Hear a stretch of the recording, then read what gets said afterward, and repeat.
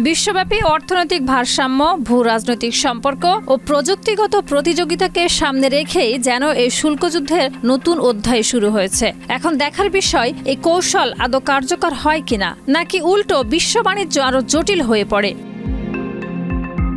চলতি বছরের এপ্রিলের শুরুতেই সর্বনিম্ন 10% থেকে সর্বোচ্চ 49% পর্যন্ত আমদানি শুল্ক আরোপের মাধ্যমে শুরু হয় এ বাণিজ্য যুদ্ধ। যদিও শেয়ার বাজারে ধসের কারণে সাময়িকভাবে পরবর্তী শুল্ক আরোপ পিছিয়ে দেওয়া হয়, তবুও চীনের সঙ্গে উত্তেজনা বহাল রেখেছে যুক্তরাষ্ট্র।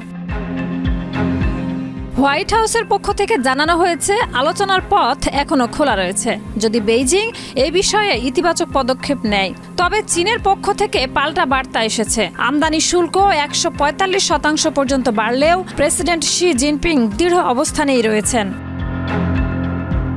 বিশ্লেষকরা বলছেন, চীনা পণ্যের উপর যুক্তরাষ্ট্রের উচ্চ নির্ভরতা থাকা সত্ত্বেও মার্কিন বাজার চীনের মোট জিডিপির মাত্র 2% প্রতিনিধিত্ব করে। অর্থাৎ যুক্তরাষ্ট্রের নিষেধাজ্ঞায় বড় ধাক্কা খেলেও চীন পুরোপুরি বিপর্যস্ত হয়ে পড়বে না।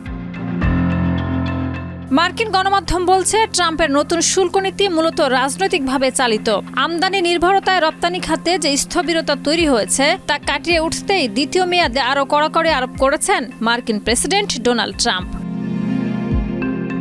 Shahida Rubi, My TV.